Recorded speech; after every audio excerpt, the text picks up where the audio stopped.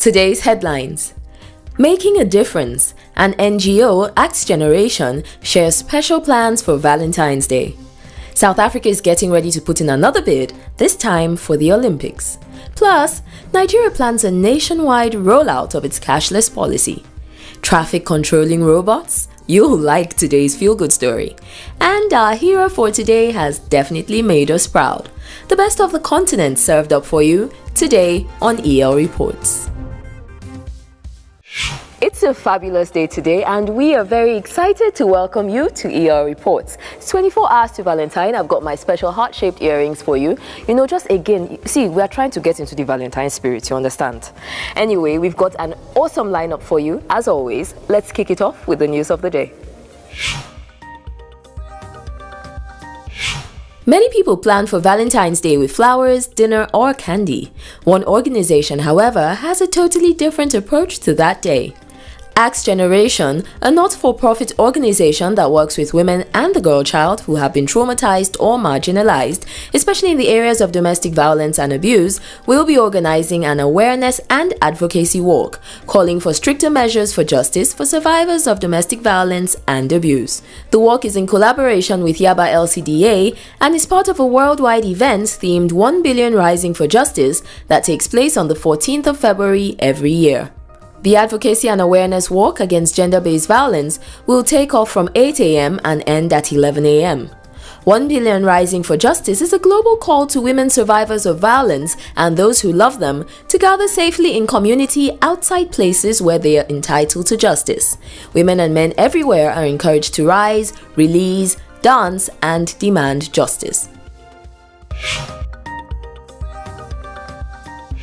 Not content with the World Cup and Nations Cups, South Africa has declared its intention to bid for the 2024 Olympics. This according to Sports Minister Fikile Mbalula in a report from EbonyLife. The minister said this as the Queen's baton arrived in South Africa as part of its pre-COMMONWEALTH Games relay. The minister also indicated that the country would also bid to host the 2022 Commonwealth Games. He's quoted as saying at a press conference, "We don't want to bid for Commonwealth, we want the Olympics. If the Commonwealth comes first, that's fine. The biggest fish to catch is the 2024 Olympics." Gideon Sam, the president of the South African Sports Confederation and Olympic Committee, as well as vice president of the Commonwealth Games Federation, has said that the 2022 Games would be Africa's turn, with the likely candidates to come from Ghana, Nigeria, Kenya, and South Africa. He has also said that an internal bidding process would determine which city is put forward, with Durban, Cape Town, and Johannesburg in the running. Countries have until March 2014 to make an expression of interest in hosting the Commonwealth Games, and if more than one nation bids for it, it will be decided by vote. Glasgow hosts this year's Games after it defeated a bid from Abuja in Nigeria. In 2018, the event will be held in Gold Coast, the 5th time Australia has held the event. Way to go, South Africa! This EbonyLife tells us that following its success in the pilot states, the Bankers Committee has resolved to extend the cashless policy to all states in Nigeria from July 1, 2014. The head, Shared Services Central Bank of Nigeria, Mr. Chidi Umieno, said this to journalists at the end of a meeting by the committee in Lagos. The cashless policy in Nigeria aims at reducing the dominance of cash in the system. It was initially introduced in Lagos in 2012 and thereafter was extended to Ogun, Rivers, Anambra, Abia and Kano states, as well as the Federal Capital Territory last July. Throwing more light on the decision to extend the policy to other states, Umiano explained, "A decision was reached today that the cashless initiative would now be deployed nationwide. From the success we have recorded in those areas, we have now decided as an industry to move it to other states in the country." On our lineup of goodies for you today, we have got our incredible feel-good story as well as a hero profile. Don't go anywhere, we will be right back.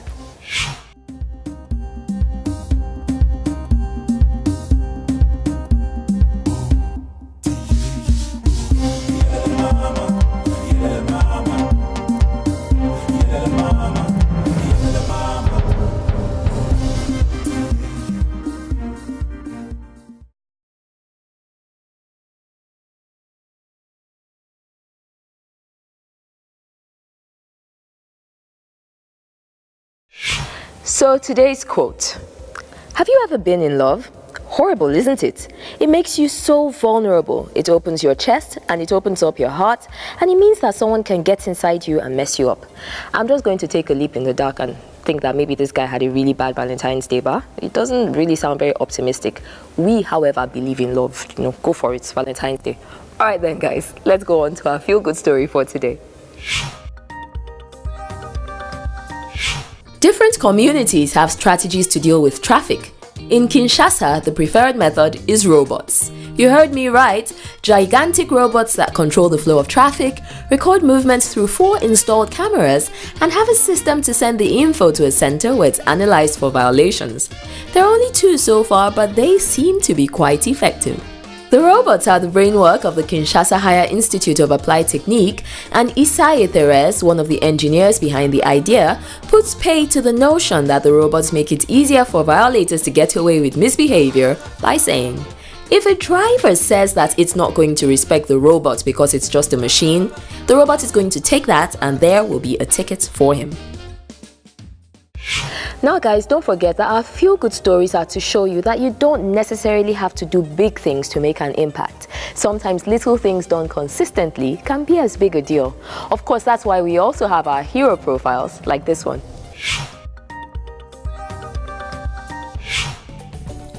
Nwankwo, or Papilo as most of Nigeria likes to call him, is a clear representation of the place of determination in rising above challenges.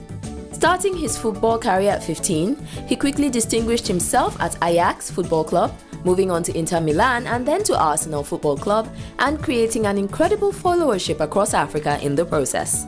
He was also part of the Nigerian team that won Olympic gold in football in 1996.